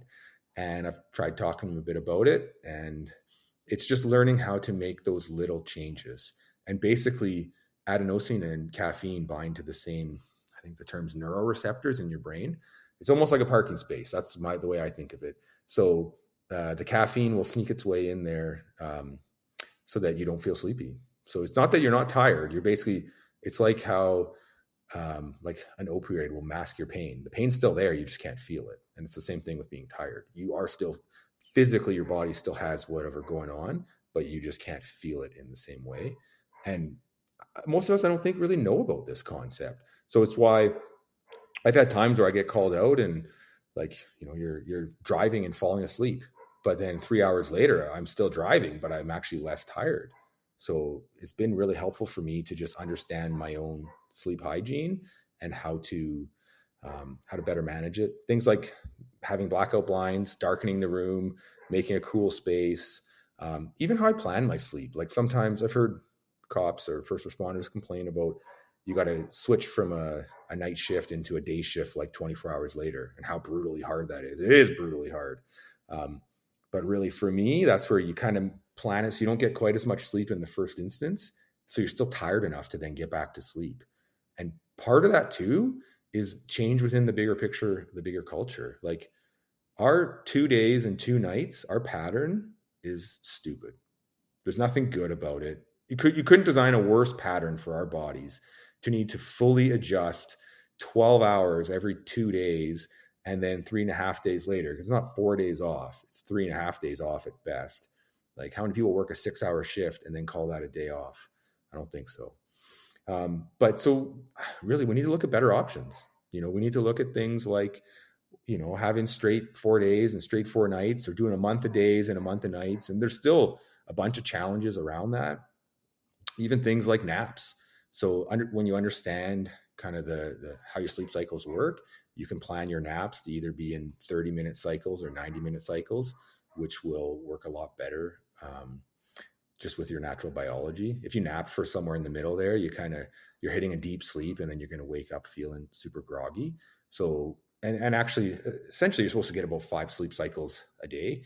So if you plan it out to get about 35 a week, or as best you can to mitigate the impacts of shift work, that will help you. And naps are one of the ways you can do it. So when I was with Delta Police, they actually bought some sleep pods that were designed so that people could sleep at work. So you can go get a 30-minute nap. Now, they're at a different building than the one I worked out of at the time, so I never actually used them. And I remember hearing some of the newer members say, oh, management just bought that so they can track who's lazy and some of these kind of things. No, they're actually being progressive. They actually want you to go get a nap because you'll be a better employee. You'll be more functional. You'll be more alert. You'll crash less. You'll have less sick days. Like they see the long term and the big picture that is better for us. And I think it's where the profession will get in 20 years. But in the short term, it's kind of perceived like if you're a cop and you sleep it all on your shift, then you're lazy. And, for some reason, I can work for the corporation of Delta as a firefighter, and no one has any problem with me sleeping however much I need. But if I'm working for the corporation of Delta as a police officer, then how dare you sleep at all? And in my first 5 years, I almost never slept on duty. But the reality of our life, like you have kids and you're up at 5 or 6 with your kid, you're up for 24 hours straight. Like you're now legally drunk. There are studies that show after 24 hours of being awake, how much this impacts you in your ability to perform. And I've had the days where you're driving home from work and the windows rolled down and the radio's cranked up and you're slapping yourself to stay awake and all that kind of stupid stuff. And it's true. And you literally still, wake up because you're driving over the side of the road. And we need to change some of it. We need to do what we can to mitigate the problems. And there's just a lot of really good science around sleep. Actually, one more part of that to touch on is even prescription sleep medication, which again, talked to lots of shift workers who use them. This came up at work fairly recently where someone was saying, oh yeah, my doctor told me there's no side effects. And I went, no side effects? You're not actually sleeping. Like, don't get me wrong. I have prescription sleeping medication. I have it for emergencies. If I can't sleep, it's better to get some rest than none. There is a time and a place to use them, and I have used them very infrequently. But if your long-term strategy is to take those regularly for the long term, you're going to be impacted by it. Because to quote some of the sleep experts that I have followed, it's not actual sleep. They're not like I actually described them in my book as unconsciousness medication. It's equivalent of being hit in the head with a bat and just being knocked out, or getting blackout drunk and you black out, but your body isn't going through the restorative process that it normally will. You're not getting the good hormones that you need, the growth hormone and the testosterone, and you're not cleaning out the bad hormones. And for me, when I wasn't sleeping, I ended up doing a traumatic brain injury test, which was a blood test through a naturopath. And they found my growth hormone, my testosterone were like a tiny fraction of what they were supposed to be, whereas things like my cortisol were super high. And part of that's that I wasn't able to sleep. And by changing some of the things in my environment, like not, watching TV or playing video games or doing things like that late at night, you're doing things that are trying to help you relax, helped me to start to regain a healthier sleep pattern. Sleep is literally like your superpower as a first responder. It is so undervalued, so unspoken. We really need to look at sleep as the one thing that is going to save us. Because I know for me, and even as I reflect on my own journey into my own story of addiction with PTSD, one of the reasons that contributed to the addiction was I was actually looking for something to help me sleep, because I'd become a full insomniac at that point. I think I was sleeping maybe like 10 to 15 minutes a night, and I would pass out because I was so exhausted, but then I would wake up and my mind was spinning and racing, and the body just wasn't at calm. It wasn't at ease. There was no way to fall asleep. And I remember at the time thinking, I can't sustain this for any length of time. And it went on for months, Mark. So as I was like, I need a solution to this. And at the same time, the sleeping medication that I was on actually had just been taken off of the shelves. I can't remember what it was, but it was actually impacting seniors and completely erasing their memories. So it too was causing some massive issues. So they actually pulled it off of the shelf. And my doctor was like, hey, don't use that stuff anymore. I didn't use it a lot, but I used it once in a while.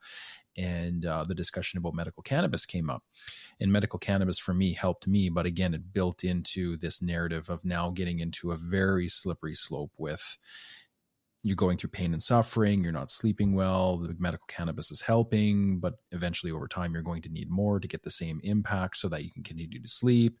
And it just blew up, much like your story with alcohol, where all of a sudden now you're down the road and you're looking back at it and you're going, okay, now I have a much different issue.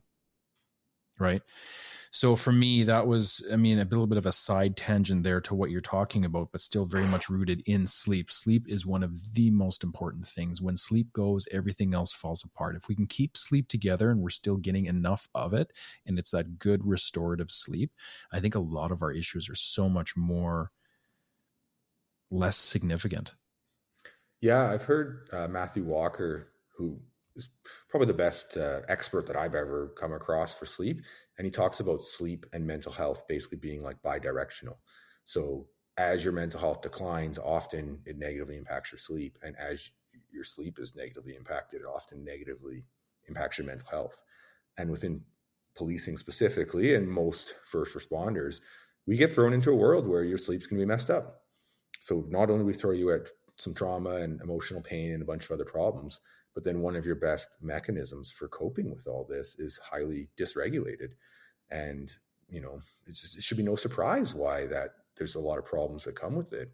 And that's the value of teaching people about it. Like even things like melatonin, which many of us take, and I've had lots of times I take melatonin, but it doesn't really work. Like it's more of a placebo effect. There's a lot of problems with melatonin when you listen to some of the experts. For one, the dosing is often way off. Like what they're telling you is often either much more or much less. Melatonin also, the way I've heard it described is it's like if you're at the start of a race, it's like the firing gun that says start, but that it doesn't actually help you to be asleep. So really it often acts more as a placebo effect for people where they think it's helping them and thereby it helps them. Even with PTSD, which obviously we've talked a bit about here, like there are studies where people get given placebo medication. So you're taking just a sugar pill, it should have no impact. But a significant portion of people will still report improvements because there's a placebo effect that they think they're taking something that will help them, and then that they therefore report that it has helped them. And that's basically what most of us are getting from melatonin. And I think when I look at things like prescription sleeping meds, I think of it as a tool to help you in an emergency, in times of need. But what you want to be doing is changing the behaviors that you can, changing the factors that you can control to regain as much control as you can and to minimize the damage. And ultimately, through things like naps, like we can recover some of that lost sleep. I didn't know this. I actually heard a boss, I was probably a couple years into policing, and he's like, oh yeah, the shift work, it's going to take some years off your life. And I was like, what? Like I'm going to die younger just because I have to work all these night shifts. He's like, oh yeah. I'm like, what? Why didn't anyone ever tell me this? But it's true, right? It's going to impact you. And that's where, why wouldn't we find ways of dealing with it? And even if you have to work some night shifts, to me, that's where, like, night shifts are fun. I get all that. I like some parts of night shifts. It's the last few hours of them that are really tough. And when we can find ways of, you know, every unit's different, but maybe you can have some on call where you don't have to stay up all night. It's just go if there's a call. Or maybe it's a different pattern where you work a set of nights, like for 2 weeks or a month, and then you switch over and have normal hours for a while.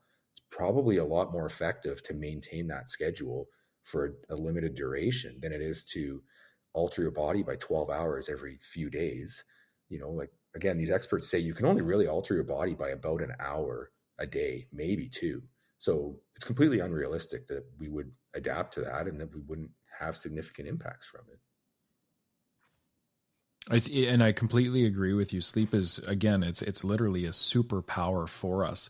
I think as I reflect back on the people that I worked with over the years, because I've also, too much like yourself, worked on the nights for many years, and I've worked for so many different supervisors over my time as a Mountie that I've had supervisors, the ones that are like, hey, you have to be on the road until the end of your shift, out there looking for, the speeders, whatever it is, at 3 a.m. till 7 a.m, whatever the case is. And I've also had supervisors too who are like, hey, as long as things are okay and the world's not burning to the ground, later on in the evening, take the time that you need to make sure you're getting some form of rest. Like, even if you're not sleeping, you're just laying there, you're just letting the body be calm, your eyes are closed, whatever the case is, there's value in rest. There is immense value in rest. And this is something that you touched on. And I'm even going to segue into, if you can't get the proper sleep, make sure that you're getting the rest that you need, because rest is equally of value. Just to lay down and close your eyes and just to rest and to try and engage the mind to slow it down will allow the body to, deal with some of the anxiety or naturally deal with some of the harder things you're going through. So it's definitely like almost a two-prong approach where you have to recognize you need rest, you need sleep. Both are very, very important. And Mark, thank you for bringing this up as well, because sleep was actually one of the things I wasn't planning on talking about today, but again, very important topic. So for you in your journey, obviously there was probably a point where your sleep wasn't so good. When did you finally start to recognize that you needed to nudge yourself along in this PTSD journey and reach out and get help, or start to explore, how do I learn about what I'm going through? How do I bring back some of the healthy things that make up me? How do I help, the wife that's at home, whatever the case is, or, rebuild those relationships that most likely had been suffering up till that point? What did that look like? What did your healing journey look like? I think it was an evolution, like almost a progression. First off, like, we didn't know nearly as much about psychological trauma, PTSD back then. I mean, I got hired in 2007. PTSD was only a formal medical diagnosis in the DSM-5 in 1980. So where we are in the year 2022 is dramatically different. And obviously I started experiencing symptoms as early as 2009, but I didn't even understand them. So it took me years to just figure out what's going on. And then I had very unrealistic expectations. I made an appointment with a psychologist once. I went once and then never went back. Like, and I literally just thought I'd be like you show up for a surgery and you're better. And I kind of went like, well, that was a waste of my time. Like, it takes you 3 hours by the time you drive there, drive back. And I didn't feel like I got any better. So I never went again. And whereas when I started going later, I had a more realistic outlook of, I'm going to be going here for a while. It's going to take some work. Like, you're going to have homework where you think about things and try things and make changes. So changing my expectations of what therapy, psychotherapy, those kind of things are, was one important aspect. I think for me personally, I didn't really realize what's happening. So you kind of start to get it. You kind of know it's not normal. Like for me with the nightmares, like you'd wake up just like in a panic, like you're all messed up, and it's hard to explain to someone who's not there, because you're basically reliving some of the most traumatic moments of your life. And then you don't really understand it. So what I actually started doing was I kept a log of some of these nightmares next to my bed. And it was just my own way of trying to understand what the hell's going on here.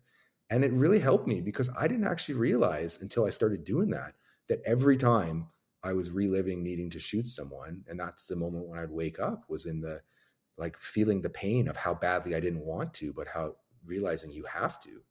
And since then I've learned that's actually somewhat of a common thing for police officers to experience. I've talked to other cops who've relived variations of traumatic calls and emotional pain. Certainly I've talked to cops who've relived variations of dreams and nightmares of shootings. and I've read about them in books. So it starts to normalize it. And I think that would have been really healthy for me to hear ahead of time. Ultimately, I think at some point I just realized like, this is getting pretty bad, and people around me were saying like, I'm worried about you. I think that's also a sign, like, I think I'm normally a pretty happy guy, and your world starts to change. Your outlook changes, what you say, how you look at things, and the people around you start to notice it and start to ask you, hey, how you doing? So that for me was a bit of a realization. Then I talked to somebody who had been diagnosed with PTSD and who referred me to a psychologist that they had been to see. And we got to be careful because I'm not a psychologist, so it's not my place to diagnose someone. But for example, that I just talked a bit about my reality to them, and they said, hey, I have PTSD. And like what you're describing, you have PTSD too. Now, they're not really able to make that diagnosis, but they're basically just saying same. Like, you're going through a bunch of this, I'm going through a bunch of this, and it's the same, which they were actually right. How I view it's changed though. Like, I was diagnosed with PTSD, and it was such a big deal to me. Like, it was so devastating. I used to think I could do anything, and then I was all of a sudden like, I'm broken, I can't do anything, and I'm worthless. And I wasn't even willing to hear it. Like, when I was first told, hey, you have PTSD, it's like, if you ever say that again, I'm never coming back. Like, it was so devastating that my world was going to crumble down. And the way I look at it now is more a psychological injury.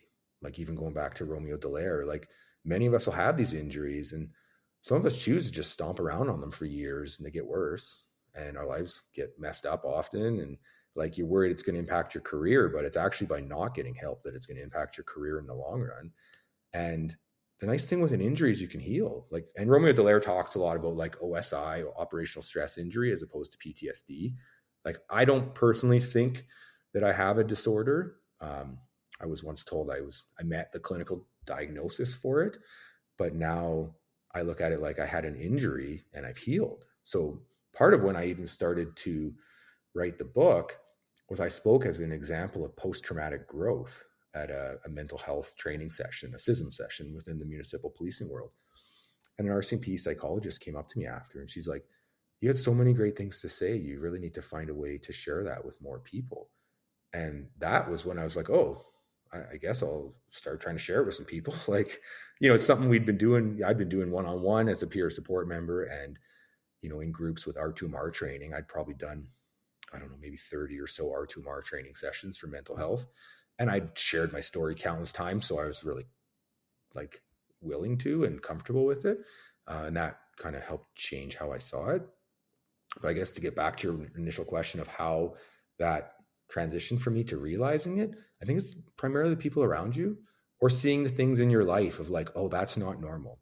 And for me that day when I was screaming at cars for not having their signal on, and I'm breaking down in tears over nothing, and I'm fighting with everyone, and I'm just filled with rage and pain, and I mean, like, we talk about things like work calls, but it wasn't all work calls. There was a suicide in my personal life that really impacted me that I didn't know anything about, but I carried a ton of guilt about it. I was the last person to talk with my godfather, Bill. I lived in their basement suite, and I was really close with them. And that impacted me. But I think often when that stuff impacts you, you don't really see it at first.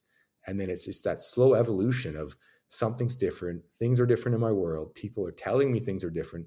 And then you have to have the courage to actually confront these things and make changes. And it's really fearful. Like, it takes courage to confront emotional pain, just like it takes courage to handle physical pain. And that was a hard transition for me. Like, asking for help was one of the hardest things I've ever done, but it's also one of the best things I've ever done. So yeah, I think it's on the people around us to really see things in us. And that was true for me. And then it's on us. It's hard to accept help. Like, most of us we're proud and independent. And especially you get into policing, you're used to solving everyone's problem. I told so many people, you should really talk to someone about that. You should really get some help, like, especially on policing calls. And then, but at no point was I willing to look in the mirror of what's going on in my world. I'd go home at night and relive needing to shoot people. And then I'd go back to work, haven't barely slept all night, and tell people, hey, you know what? You got a lot going on. You should really talk to someone, and really lacked that, the self-awareness at the time. So I feel very fortunate that I have a lot of great people in my life who helped me to see that. There's no shame with being unable to step forward too in the moment and be able to share, these are the struggles you're going with. And I think there's two ways that this happens. There are people that are able to be vulnerable early on, and they're able to talk about what they're going through, and they're able to get the help that they can possibly get. But if you don't capitalize on that moment, I think, and this is from my own experience, you tell yourself that you're going to try to get through it on your own. You're going to bury everything you're going through. You're going to push on like we always do as a Mountie, right? Forge on, never stop. You actually will lose the right to be vulnerable, and you will actually now push the body into a state where the body now is going to start to show signs and symptoms of you not doing well. It'll actually come out of your control. And it's kind of an interesting thing that happens with humans is eventually over time, we can only run from our problems for so long before we start to show signs of us not doing well. And then others now are drawn to us because they can actually start to see the pain now is manifesting in physical ways. So the body now is showcasing, hey, I don't have the strength or the courage or the vulnerability right now to talk about what I'm going through, and I'm running from some very difficult things, and those problems are building. And the body says, okay, well, if you're not going to do something, I'm going to do something for you. So now people, and I had the same experience, people were reaching out to me being like, Nate, are you okay? And yeah, I'm okay. Don't worry about it. I'm good. I'm good. And then I would turn around and keep going. And it was eventually not until the point where I finally hit one of my worst panic attacks I've ever had, where I thought to myself, if I don't do something, I'm going to give myself a heart attack as a young man and be dead. And that's how the story ends. So for me, I really embraced vulnerability in that moment. Now that happened much later than my diagnosis. So even though I was diagnosed in 2014 with PTSD, and I had the experience where I was actually very happy to finally recognize I could see the devil I was dancing with, I was actually happy to get that diagnosis. It wasn't until later on when I truly started to embrace, this vulnerability of, okay, now I need to openly talk about this without the shame, without the guilt, and get it out, because that's the only way you can deal with this stuff properly is you get it out. Whether, like you mentioned too, you talked a little bit about the hand helped you kind of relieve some of that pressure, but also the big part too here, Mark, is for you and just seeing your own journey, the ability to come out now and talk about your experience. I mean, I applaud you fully for where you're at now. So I know if anybody can get through this and get to a point where they're talking about it, they're on the right path forward. Thanks a lot, Nathan. I mean, I also applaud you. You've shared way more of your story. You've done so many episodes, and I mean, I've listened the whole way through. Just really impressed with. It's hard. It's hard to bare your soul. It's hard to share the valleys of life like that. Everyone wants to just have this resilience, like it's easy. It's not easy. It's the whole reason. It's hard, right? And you shared a ton of that, and people learn from that, and people feel, oh, I'm not alone. Someone went through that too. After every R2MR session I would teach, there'd be a line of people waiting to say, that was me. I've been there. I was there when that happened to my husband. I've experienced that. People literally would talk about right up to like having suicide attempts, thoughts of suicide, just really big challenges. And they felt that connection of like, oh man, I'm not alone. I think you hit the nail on the head of vulnerability being so important. If you're going to get into policing or really any of these first responder type professions, you are going to have a level of vulnerability. Like there's a physical danger, there's an emotional danger, and it's just true. And you're better to actually accept it, recognize it, and kind of try and deal with it than to try and hide from it. Because I actually think vulnerability and courage go hand in hand. It takes courage to be vulnerable. It takes courage to know, like, not only the physical dangers, but hey, I have to go do this NOK of a young child. Like that's going to be a terrible experience with a ton of emotional pain that might impact me. I'm going to be vulnerable to that. But that's courage. So I think like for me, when I read some Brene Brown, it just totally changed how I saw it, because now all of a sudden, like if you like love, there's no love without vulnerability. I love my family, but something could happen to them and I would be devastated. Like, so it takes courage. It's like you develop a relationship, you get married, that person could break your heart tomorrow.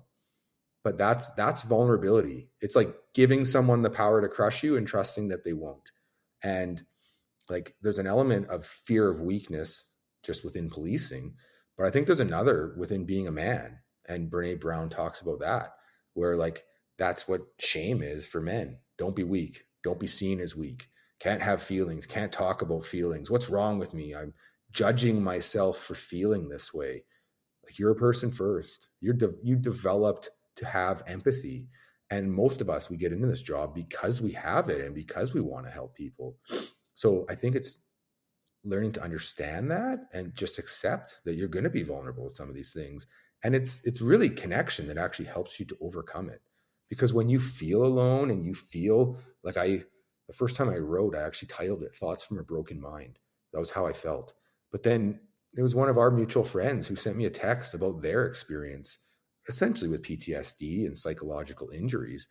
And all of a sudden it's like, oh my, like, I'm not alone. Someone else has been through this before me. They got through it. They're back to work. They're better. They're doing better. Like, I can do that too. And that's a huge part of what you bring with your podcast is you come talk to people every week and say, hey, here's a version of what I went through. Here's what you can learn from it. Here's, like books and resources and things that help me. And even like I've heard you talk about some of those where I'm like, oh man, I totally got to go read that book. And like, I still haven't yet, but I will. I actually can't wait to read it because every time I hear you talk about it, I'm like, that sounds just like the body when the body keeps the score. Like, I really need to read that. And it's just like life gets busy and it's hard to find time, but I can't wait to do it because, again, these are such important topics that you're sharing. And there's kind of a funny part to PTSD too. When you heal, you become overconsumed with knowledge, seeking knowledge to fully go deeper and deeper and deeper. And there's definitely points even in my own journey now with my healing where I'm allowed to set myself up with some time during the day to continue to learn about post-traumatic stress or challenge my own perceptions. But there's also moments too where I have to challenge myself and say, okay, it's time to go now to do the things I need to do, work out, eat, whatever the case is, right? Connect, just live life, right? Because that's a very, very tricky thing too with there's challenges when healing happens, right? You now become consumed about this world. So you have to find a balance too. One of the things I loved you talk about was that Brene Brown, literally as you were talking about courage and vulnerability, and I was like Googling Brene Brown and I was like, what's that saying she always says? And it's, yeah, you're right. There is no courage without vulnerability. I think for men specifically, and I love that you touched on this because I was raised this way. I was raised as kind of a man that wasn't really taught about emotions or emotional intelligence. And I was born and raised in Northern Alberta. And men just operate differently up there, right? They're more, work hard, play hard, drinking, whatever the case is. They're different. They're redneck, right? It's just a totally different way of life. And for me now to come into policing and then have to go through all of these emotional challenges and now start to figure out, okay, how do I talk about my emotions? It took me time to be able to get to a point where I could learn how to talk about my emotions as a man. So for you to say, like, it's really important for men to figure out your emotions, figure out your emotional intelligence, figure out how you're going to interpret emotions in your body, and also learn that it's okay to step out and be weak and cry and share that you're hurting or you're in pain. Because I truly believe if you're not vulnerable, you're going to water seeds of shame and guilt and regret, as opposed to nurturing those same seeds that could be on the other end of the spectrum, which is the courage and the hope in the growth and the positive things in life that we all want. So you're choosing your way to go about it by either taking action or not taking action. Phenomenal podcast, Mark.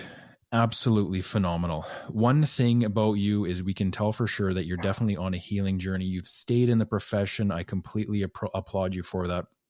You are geared towards not only still serving your community, but giving back to the people that are now coming into the service industry of policing or first responders.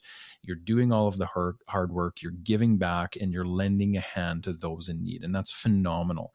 Now, your book, I want to spend some time on your book. What is your book? We kind of understand why now the foundation has been laid of, okay, the book is here, the book is being written because you've amassed this wealth of knowledge now. But tell me about it. When is it coming out? Who is it going to be for? Where do we go to get it? How do we support you on that journey? Go ahead, my friend. Wow. Well, thanks a lot for asking about it. Yeah, I'm still in the process of writing it. I have effectively finished the first draft, first copy. I'm going through the editing process. I don't have an exact timeline of when it's going to be finished or put out. I'll keep working on it until it's good enough, till it's ready. It's never, nothing like anything. It's never gonna be perfect. My view in writing this was like, this is what I needed to learn as a new cop in 2007. Much of it's transferable. It's not just for a cop. Like, even I've had a few people read it so far and they're like, everyone needs to read this. This isn't just about policing. There are parts that are police specific. There are, like, when I look at the chapters, the first chapter is all about stigma, which I've put on my website. So for anyone listening, you can go to markbouchard.ca and you can find that chapter. It's up there right now. The next one's all about police culture, which we touched on slightly, and it's trying to change police culture. It's reducing stigma. And when you look at a lot of important journal articles, organizational reports call for the need to reduce mental health stigma.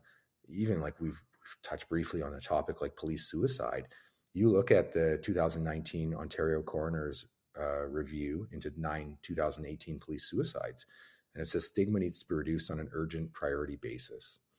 What that looks like is us as the senior people, the experienced people who've had a bit of been there, done that, is actually just being real about it, being vulnerable, sharing the truth of the experience. Like, yeah, I went to this thing that was really hard. It hurt, but I've moved past it. I've got, like, that's not still hurting me today. And here's how I did it. So that for me was always my vision of what I wanted to do, was just to try and help people with it. So the way I do that is I start out by telling a story in each chapter. I model off of a couple different books that I found really helpful, and that's the format they use. It's because people connect to story. I can give you all kinds of stats. Like, I can tell you, for example, you hear the stat of like 6 million Jews died in the Holocaust. But if I told you the story of one of them, like, it'll bring you to tears. But when I tell you that stat, it doesn't hit you on that emotional level. So for me, I share a story at the start of each chapter, and then I transition to lessons learned. And then I share what a bunch of these authors and academics and experts have taught me about it, that I wish I'd known, that I wish all of us got to learn in training. And that's not just cops. Like, I have lots of friends who are firefighters. Even as a medic, we've cross-trained with all kinds of, doctors, medical professionals, EHS, the military.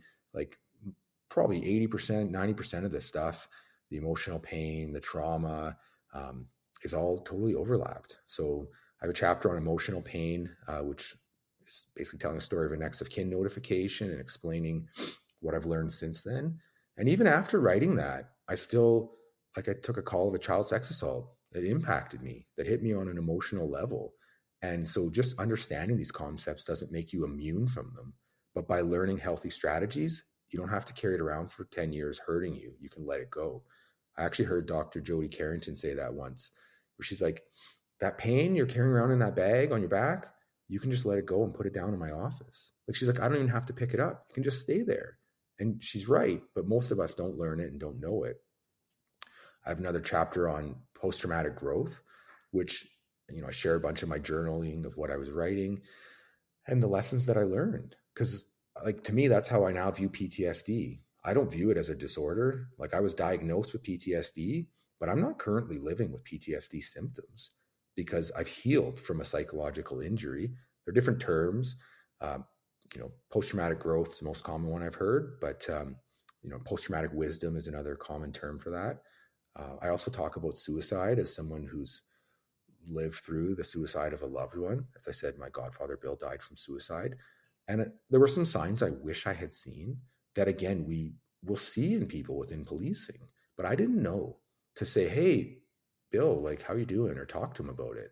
And, the day that he died, I came home and his wife found him after he passed away.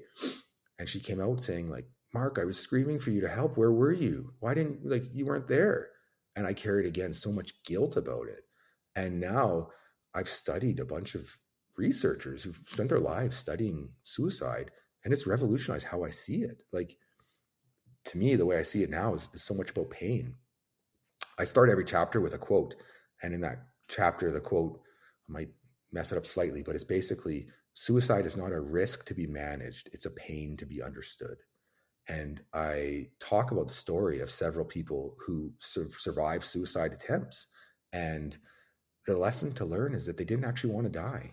One of them, Dakota Meyer, he's a Medal of Honor winner. Like, he's killed many people in battle. He's saved many people, like, heroically, and came back, dealt with alcohol, dealt with battling his demons, as he calls it, pulled out a gun, put it to his head, pulled the trigger, and it didn't kill him because someone had unloaded the gun. Here's someone who knows firearms. All he would have had to do is rack that gun. You and I both know that in less than 5 seconds, you would fully accomplish that if you truly wanted to die. But he didn't, and he's still alive many years later. Just like, one of the main suicide survivor and advocates for suicide prevention that I talk about, it's a guy named Kevin Hines, who jumped off the Golden Gate Bridge and amazingly survived, because the vast majority of people do not. And that's what he says. He was there. He thought he wanted to die. And in that moment, he jumped over and then had the realization how badly he wanted to live. And really what it was an overwhelming amount of pain.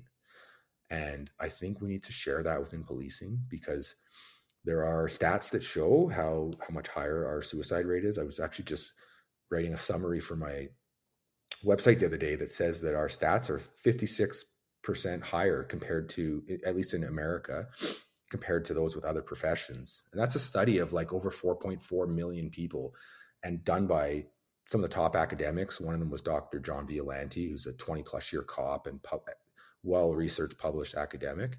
But we need to start listening to them. He wrote a book called Police Suicide Epidemic in Blue.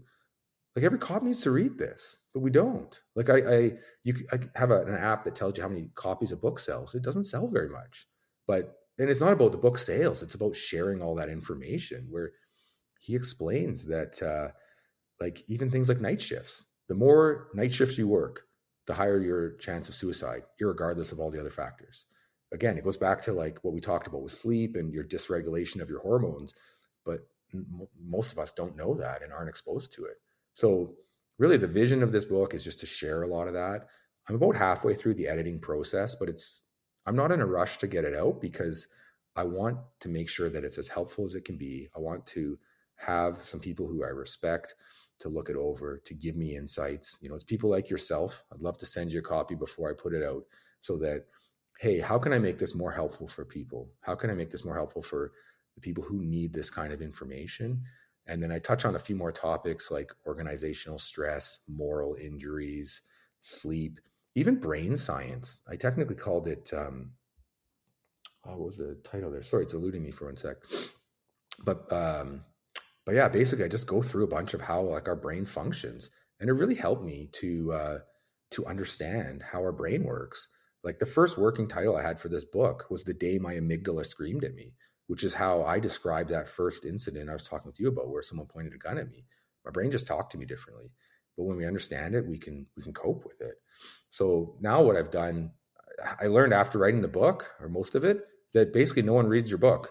Like, unless you're willing to talk about it and be your own advocate, that 90+% of books sell less than 500 copies ever. So then it became, well, okay, then I'll do these book summaries. Like, I've helped create, with the creation of some libraries for police agencies. And so I started just putting book summaries on my website. I've started putting blogs to make it more accessible. I have some plans of how to just make that information more easy for people to access, and ultimately just try and build the best resource that I can to share some of these lessons that I appreciate you bringing me on here to share with your audience. So, thank you for what you're doing. I've loved listening to you for the last many months. I look forward to it every week, and I often get great insights from it. And I think the many of the points you've shared are so important. This is a part of how police culture changes. This is a part of how the RCMP changes, is by people like you and like me sharing our stories, talking about it. And then someone listens to this, and then they go talk to someone, and they go read another book, and then they change within their sphere of influence. And what you're doing is you're magnifying your impact instead of just helping people one-on-one. So thank you very much for bringing me on for this conversation. I've been excited to chat with you forever, and I've really enjoyed it. So thank you.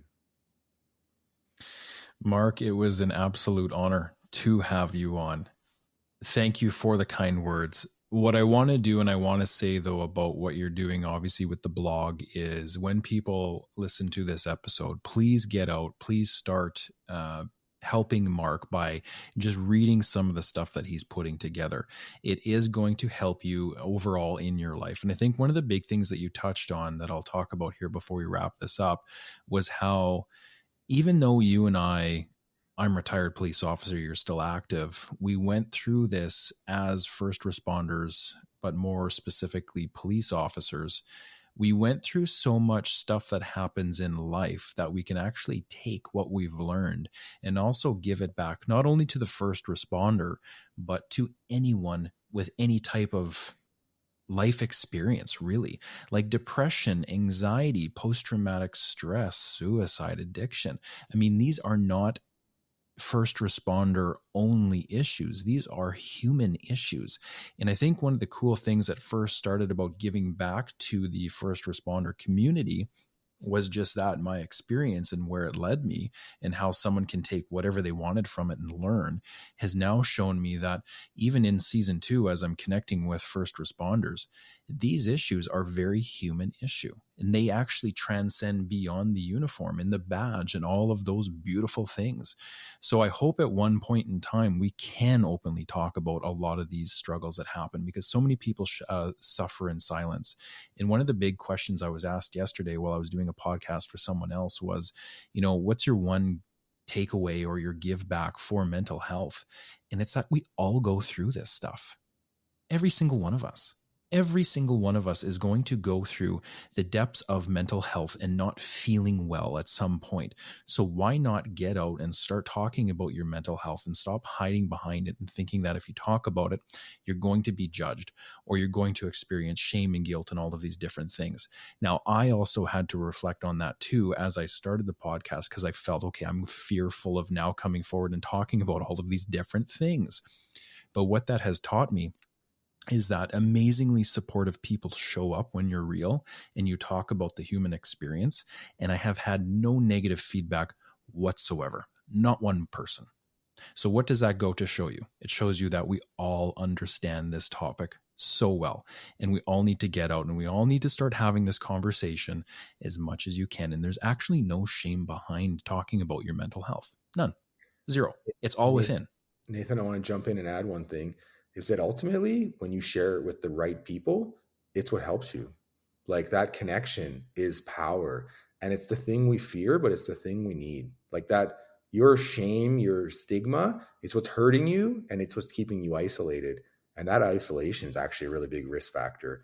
Whereas when you feel the empathy and the connection, and it's in the little things, it's literally someone gives you a hug. It's someone just listens and feels a bit of the pain with you. And Grossman writes it, pain shared is pain divided. Couldn't be more true. Kevin Hines, that suicide survivor I described, his version of it is pain shared is pain halved. Same thing. They're taking a little piece of it away for you, and they don't need to carry it around either. They can let go of that too. But that's what helps us. So it's we're afraid of it, but it's really what you need. Or in my opinion, it's really positive for us. So I know for me, my sharing things, especially through R2MR, was so good for me. Now I don't carry that pain around of it, and it helped a bunch of people. My pain then, it had purpose. Yes, I had a lot of pain and suffering, and I wouldn't have chosen to experience it at all. But now I wouldn't change it, because I'm also using it to help a lot of other people. And just like what you described, I've had a bunch of people reach out to me who aren't cops, who aren't first responders, to say that was me, and I can get that, and I've been through part of that, which also, again, is why I'm like, hey, a large part of this isn't about policing. It is. It's meant to be for cops, but there's so much overlap in life. And I feel really fortunate to have got to meet you and got a chance to connect with you. And there's a large portion of us that have this similar journey, that we're all trying to make this better. And we only have our sphere of influence, but by working together, I think we start magnifying that impact. And really, I think what we're doing is just accelerating the rate of change. 20 years from now, I think this will all be very different. And let's make it 2, not 20. Like, let's talk about it. Let's impact people. Let's make this positive change, and let's speed it up, because, we need it. And it's having really positive benefits. I couldn't agree more with you, Mark.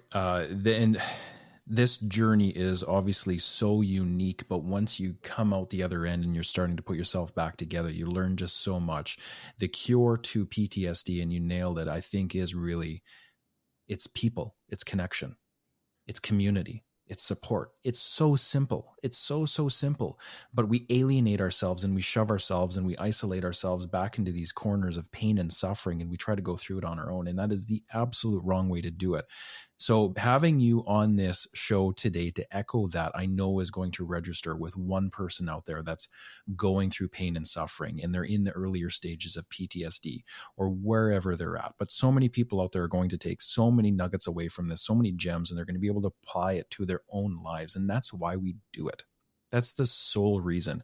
The other aspect to this is I'm not going to let your book only become that stat of only having had sold less than 500 copies.